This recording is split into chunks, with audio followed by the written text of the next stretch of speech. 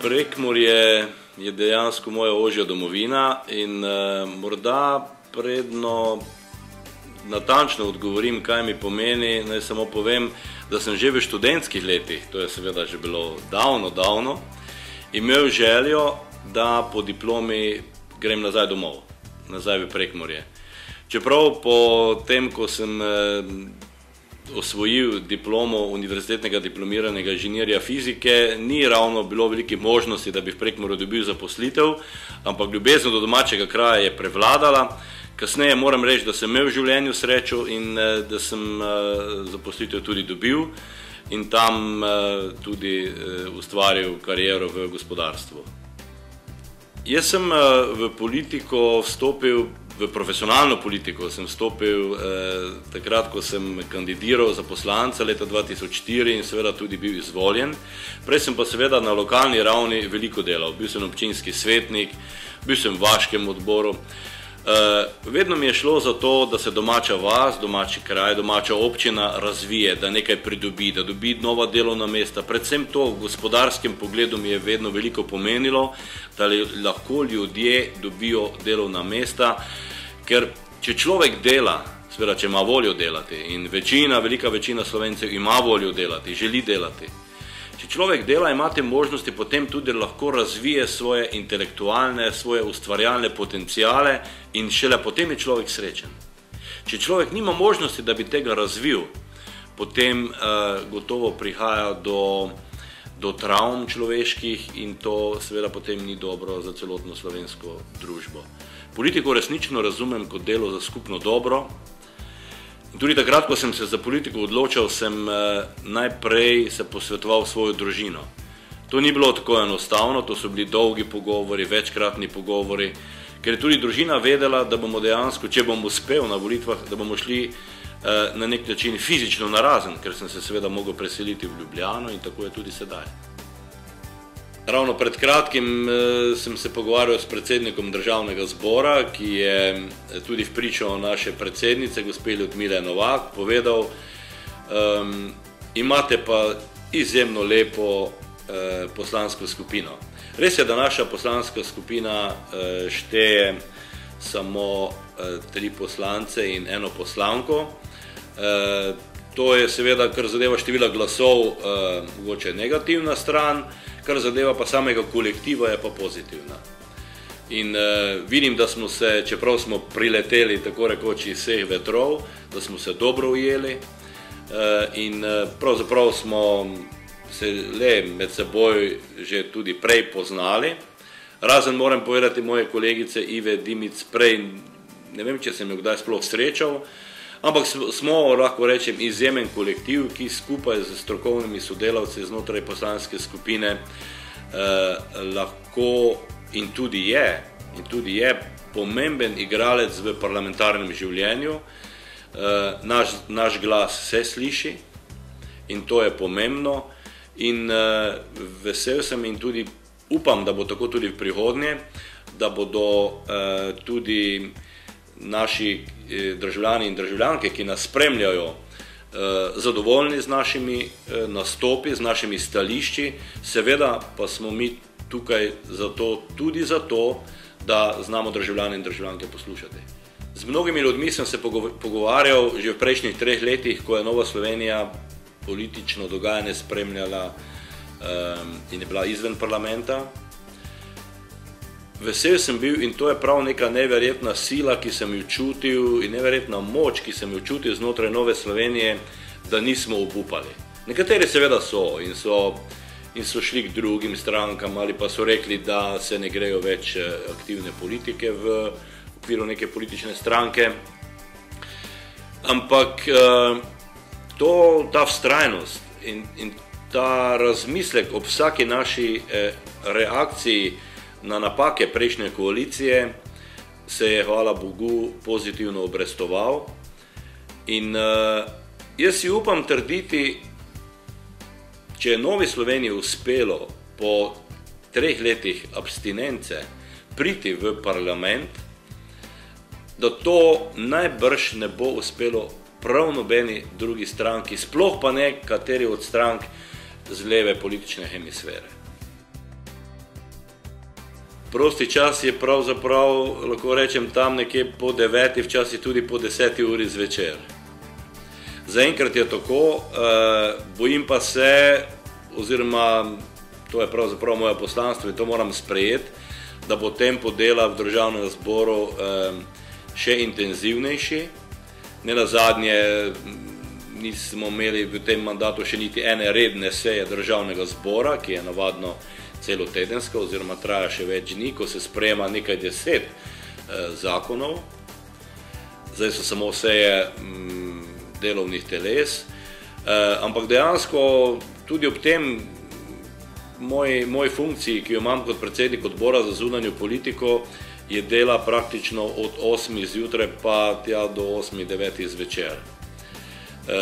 Namreč tudi če dobim kakšna vabila strani veleposlanikov, če gre za neke obiske, ker zdaj zelo intenzivno prihajajo k meni na obisk veleposlaniki drugih držav, jaz si seveda z veseljem sprejmem in to čim prej tudi na te obiske hodim, ker se mi zdi zelo pomembno, da ustvarimo eno dobro komunikacijo tudi s predstavniki drugih držav.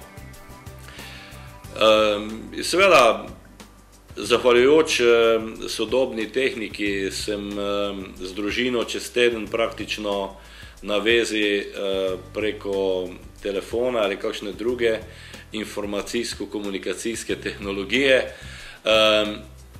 tako da smo dejansko čez teden ločeni. Moram pa reči, da so potem seveda naši dnevi čez vikend, če nam je seveda dano, da smo skupaj toliko lepši. Družina je moje največje bogatstvo. Žena in otroci in spremljanje otrok v življenju, kako napredujejo.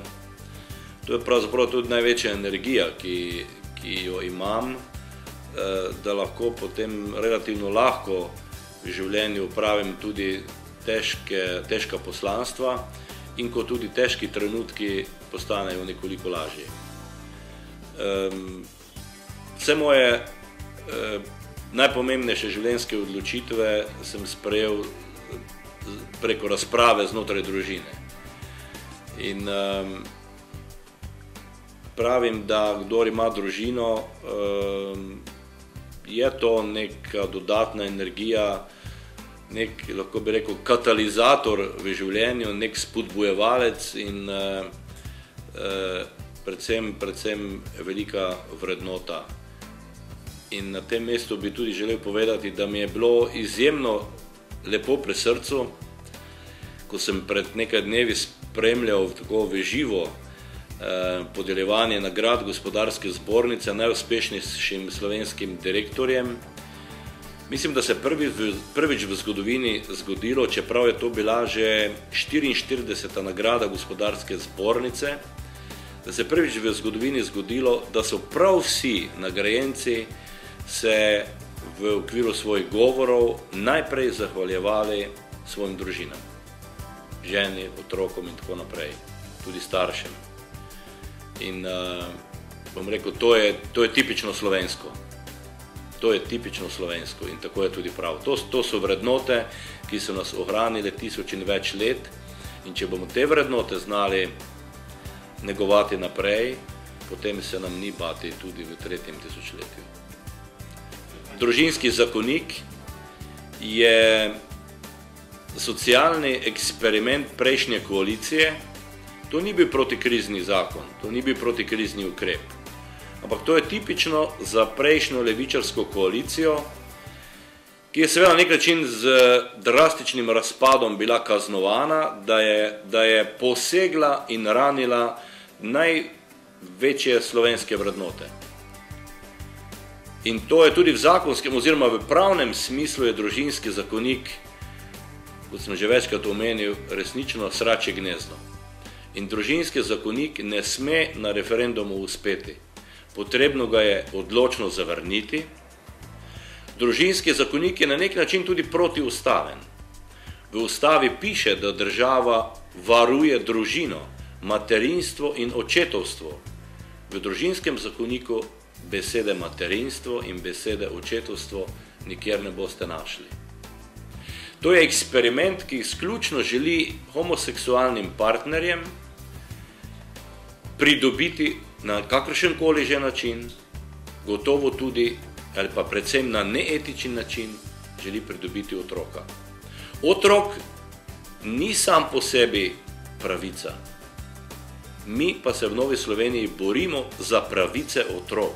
Otrok ima pravico do materinstva, do matere in do očetovske ljubezni, se pravi do očeta. Lahko je lezbika in njena homoseksualna partnerica lezbika, lahko sta obe odlični mami, ne morete pa nadomestiti očeta. Prav tako sta lahko tudi dva geja, odlična očeta, ne morete pa, nikakor pa ne morete nadomestiti mame. In ta socialni eksperiment, ki so ga obsodile v Sloveniji največje avtoritete, ki jih seveda jaz cenim, med njimi gotovo predsednik Slovenske akademije znanosti in umetnosti, profesor dr. Jože Trontelj in seveda še množica drugih. Ta socialni eksperiment je potrebno zavrniti, drugače bom tudi sam, pa seveda množica drugih, gotovo bomo izjemno zaskrbljeni nad prihodnostjo slovenskega naroda. Zunanje politični odbor je eden najmočnejših in tudi eden največjih po sestavi odborov v državnem zboru. Vesel sem in tudi hvaležen vsem, ki so mi to funkcijo zaupali. Odbor za zunanjo politiko je gotovo med odbori, ki so najbolj delovni v državnem zboru, gotovo pa po številu sej prednjači, takšne so vsaj statistike in gotovo bo tako tudi v prihodnje. Seveda, naša naloga prvenstveno v našem odboru je, da spremljamo in nadziramo in tudi sugeriramo najprej priprave Slovenije na arbitražno sodišče v Hagu, ki bo, upam, da za Slovenijo, tako tudi pričakujem, da za Slovenijo sprejemljivo določilo državno mejo med Slovenijo in Hrvaško. Veliko tem bo v našem delovanju na področju gospodarskega sodelovanja med državami. Naj samo omenim, da v razgovori z mnogimi veleposlaniki do sedaj praktično večina pogovorov poteka prav na področju gospodarskega sodelovanja. Nenazadnje je to tudi poslanstvo zunanje politike, saj zunanja politika ima v svojem delu visoko na prioritetni lestvici prav gospodarsko diplomacijo, ki mora delovati na tem področju, da se gospodarstvo med državami razvije. Mi smo odprta ekonomija, v izvoz usmerjena ekonomija, to pomeni, da moramo na drugi strani imeti zanesljive kupce. Gre seveda za to, da tudi preko tega poskušamo v Sloveniji ustvarjati za naše državljanke in državljane čim boljšo blaginjo. To je pravzaprav cilj nas politikov, tistih, ki v vsakem trenutku, vsak dan in v vseh svojih političnih delovanjih mislimo na državljanke in državljane.